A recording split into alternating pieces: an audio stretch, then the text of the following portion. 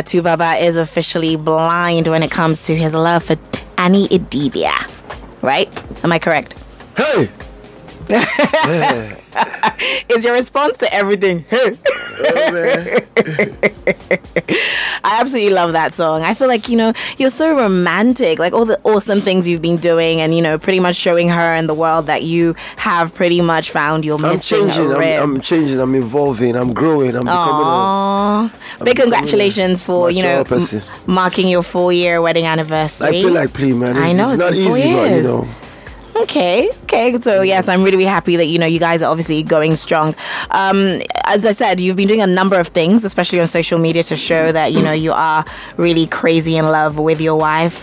Coming to surprise her, bringing her on stage and serenading her with African Queen and all that.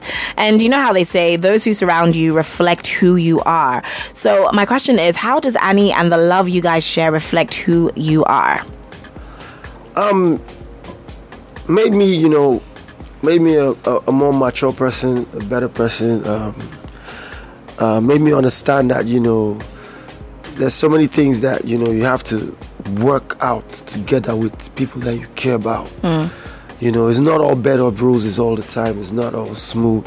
There's sometimes that you disagree to agree and all that kind of stuff. But you just have to be mature enough to work through these things. These things will come, challenges will come. You just have to put heads together and work through them, and that's what it's been about pretty much. Yeah. That's awesome. Okay, now you are extremely loved, not just by Annie and your family, but the entire world just loves you, loves 2face. You loves think so? Some of people, course. Some people don't think so. Well, those who don't think so can go and sit down somewhere. Some people believe no good yet. But so talking about the love that you pretty much get, the awesome thing about you is that you also give back love, and everyone was pretty much really excited, and it was obviously no surprise to everyone when we obviously heard that you were putting together the anti-government protest, but unfortunately, according to you, it was sabotaged, so it never held. Now, it did actually. It did, but without it did, you, but, in a sense. Yes, and yes, it did. It continued on social media. It still continues up till today. The point of the whole this thing is, it's time for us to not sit down and just be looking and just think that everything is going to arrange itself. We have to let these people know that we got eyes on them, and they have to just be responsible. They have to start behaving themselves. They have to start working with dignity. Okay, they have to start working without. The shamelessness is too much. The impunity, the shamelessness, the idea that these people can't do us anything, nothing what if you do, that kind of thing is becoming in our face. It's just like in your face. There's nothing you can do. That's what has been happening. Yeah. So and you're obviously trying to stand up against that. People should rise up and talk and you don't only point fingers. We should also start with ourselves as well. That's right. That's right. Behaving ourselves too. That's right. Well, I do feel like there was a bit of backlash though coming for you, shall I say, because you weren't necessarily allowed to have the protest that you obviously put together. So the backlash. I understand. People like to rally around somebody or something. And once you make ginger them and make them feel that type of way, and then you say, sometimes they don't even listen to the reason that you're giving. They're already angry. They're already they've been hyped. They've been charged up, and then you say, okay, let's not go to the streets anymore. That's not good. And do you feel guilty about the cancellation though? I don't. As a matter of fact, my conscience will not be clear if what I thought would have happened. So I don't even want to argue about the fact that if I don't happen, if it happen. I'm happy that I did not even try to see if it happened or not. But I understand those people that were angry. I understand their feelings. I understand many of them were disappointed and all that. But hey, they were not wearing the shoes, and that you were wearing, of course. You understand, and if they felt that pain, I should be seeing them on the streets every day. You understand what I'm saying? But I don't see any of them out there today. But I actually try to apologize to some people, but I'm like, hey, what am I even apologizing for? You know what I'm saying? But it's all good. For me, I just want a Nigeria that works. I want a Nigeria that, that public servants actually work for the people and make things happen. Rather than sabotaging good governance in Nigeria. There's just a bunch of people. I mean, it's not everybody that is corrupt in Nigeria. That's true. You understand what I'm saying? But I think there's a lot of corrupt people in the system, and they always sabotage any good thing that wants to come out of government for selfish interests and selfish. Now, it's interesting that you say you want a better Nigeria, and I feel like that is one thing that you have constantly tried to do, even with all the humanitarian work that you do. I do know that you're a peace ambassador as well. So have you actually ever considered going into politics? It's not for me. I'm not cut out for that world, man. Okay. I'm not cut out for that world. It's not for me. Okay. Yeah. All right. So let's talk about your latest. Sorry. Carry on. Okay, so let's talk about your latest single, Holy Holy. Yep. I absolutely love it. Holy. What would you say inspired the song? A whole lot of things. As a matter of fact. But basically, the subject of the song tells you exactly what it's all about. It's all about these people that they think they're better than everybody. They think they just think they're better than everybody. They sit down in their corner. They never have anything good to say about anybody. They never have any positivity in their head. It's always negativity. Always trying to everybody is their problem. Interesting. It's interesting that you say that. Everybody's because their problem. I'm looking at Twitter. They never look at themselves. They are never ever their own problem. It's somebody else. Everything they face is because of somebody. It's because of one thing. Because of this. Because of that. Okay. You understand? They never take responsibility for their own. For where they are. For where they are. Yeah. All right. Now, I don't even necessarily want to really speak on this topic, but it is pretty much what all your fans are asking on Twitter. Yeah. And it's interesting that you say that because everyone's pretty much asking about you and Blackface, and I wouldn't be a good journalist if I don't have you here and actually, at least speak about it a little. Because everyone's wondering if there's going to be any sort of peace. Will peace ever reign? Where's it me that? Where's it me that? I don't want to talk about Blackface here, man. For real. Okay. All right. I don't even want to go. All right. So, the fans have gotten that one. Yeah. 2face is not willing to talk about it. Let us keep it low profile. But loving no be for sure. No be anybody concerned. Because as you see me so, that's small things that make me to vex. As you see me so, that's small things they breaking my chest. Oh you are What's the one thing that you took away from being a judge on the show? What's the one thing that you learned about yourself? It humbled me. Let me know that, look, man, there's so many talented people out there. So don't go thinking that you are too much. That you better pass another person. So that's what it really humbled me. Made me know that, look, man, there is so many talent out there, and there's no limit to what God can bless people with. Nice. Now, one thing that I've always wanted to ask you is, there was a point where you were pretty much in the scene and you were the sweetheart, like the gentleman, shall I say. And then there was a time when everyone, in a sense, had negative things to say about you. So it's so funny that you have a song that pretty much speaks about, how to deal with that sort of situation. I predicted all that. Exactly. So how did you, switch things up and get back to people actually loving you? What was it that you had to do? How did you get out of that situation? In life, once you are not a criminal, once you're doing your thing, you're being legit, you don't let whatever anybody says to bring you down. Once you face your responsibilities and you face your front, do your thing. Nice. Just give yourself that strength and energy, because the minute you start allowing people's opinion get into your head, it will just derail you from where you're supposed to face. True. You understand what I'm saying? So for me, I just continue doing my work, doing my thing, handling my responsibility, because none of them pay my light bill. None of them pay my bill. So why am I going to let whatever opinion they have? Why am I going to let that affect me? Nice one. So for me, it's just face your front. Just keep doing your thing, man. Good. Because if you drive for road now, the minute somebody want to overtake and you can't look at that person, you don't come out eye from your own front. If you go get accident. True. Very correct. Very correct.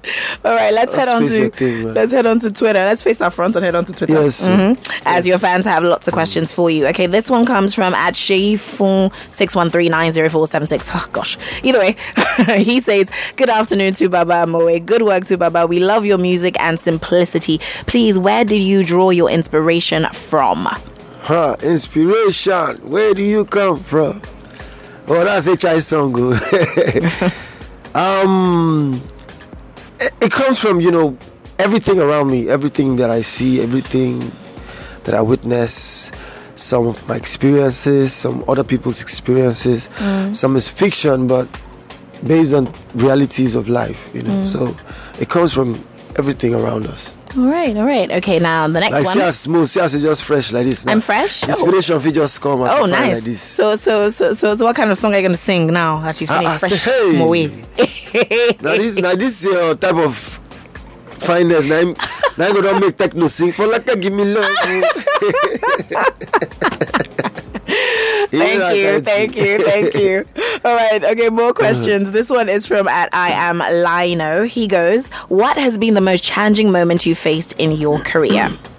Wow, the most challenging moment. There was one time I did an album, and the album I would say was a flop. Which album was that? I think it was the first Unstoppable album. Really? It was a flop based on sales and not based on the quality of the music. Of course, because your music is always high quality. It was just based on sales and the hype and all that, So I just had to. And then that time, people were not talking about my music. They were talking about, the other things. The other Christians really take place. So the whole distraction, so that was a huge distraction. It took people away from my music and to my personal life. Sorry about that. Okay. To my personal life, and I just had to sit back, relax, and say, okay, you know what? These people they're not gonna enter my head. I wouldn't let them enter my head. I'm just gonna face my responsibilities and do my thing and just keep going. And that's what you did. That's what you did. All right, now this one comes from @Odamalak. He goes, "How and why did you go back to Annie Idibia?" Wow, man. Every reason, man. I was just deceiving myself that, as man they do sometimes, you just see what he actually did that, but you go feel so okay. Let me just taste your taste. That all this kind of nonsense behavior. But at one point in time, I'm like, look, I'm not gonna let this girl go. I just started realizing that this is who I want to be with. This is who I actually want to spend the rest of my life with. This is the person that actually does it for me. So there's no need to deceive myself anymore. Yay. I can't beg, they can't grease. So, I love love stories. I really love love stories. Okay, this one comes from @Doris_XX. She goes, "Which of your kids do you think takes after you besides Ehi?" Ehi, Benzi, Crazy E. Wow. That's a tough one. Because the problem I'm having is all of them are me. They really all look like you. Your genes are very strong. And behavior-wise, I see me in all of them. I see that part of that me in all of them. But is Ehi going to be a musician? Yeah. She's very interested in music. She's very, very musically inclined. Nice. She raps. She writes some, lyrics and stuff. Just like her daddy. Nice. Nino, Zion, Justin, Innocent. All of them. Olivia. just like you. Isabel is like me. Like she's so gentle. She's got a very good heart. Oh, nice. In fact, I don't even know who I. No passion for the matter. All of them. Good. Well, thank you so much, 2face. We're looking forward to some more music. Like, what's the next step now that you've dropped Holy Holy? What's coming this year? There's a whole other song coming this year. Plenty music. I'm still contemplating whether I should bring out an album this year or not. But a whole lot of music coming out this year. But apart from that, I'm just going to be minding my family and minding my business and minding every other thing that will keep me happy. Great. Oh my gosh, yes. Twitter is just like literally going crazy. I thought we were done, but more questions coming for you. Apparently this one comes from at Ike_Tim. He goes, how do you manage to remain so humble considering your huge fame and legendary status? Okay, for me, I always try not to let the fact that I'm kind of famous get into my head. Like, I was somewhere before I started this journey, and the only thing that has changed is my age and time and my pocket and one or two things. But me, I'm still who I am. I'm still who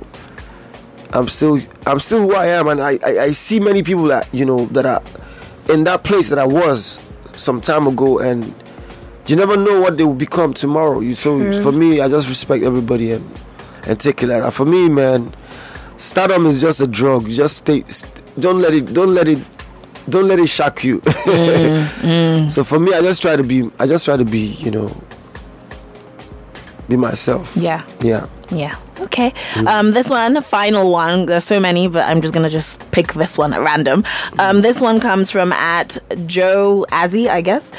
He goes, to Baba, respect your consistency in the industry. Big up, legend. Question for you, legend. Hey.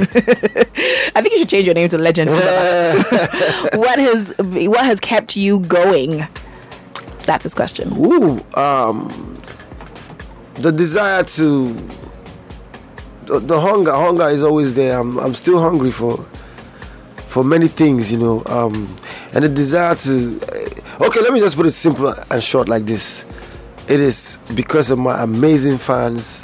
Aww. And because of the special grace of God that I have. Yay.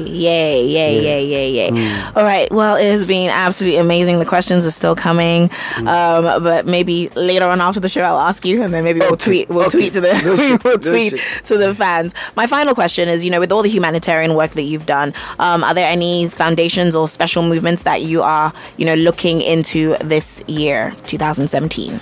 Yeah, right now I'm working with the United Nations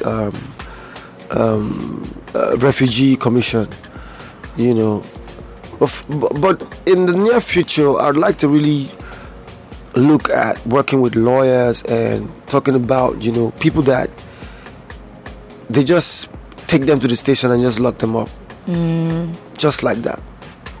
No arrest warrants, no actual proof of anything that they've done. Just pack them, just go lock them up. And it's been happening. It's happened to me way back before.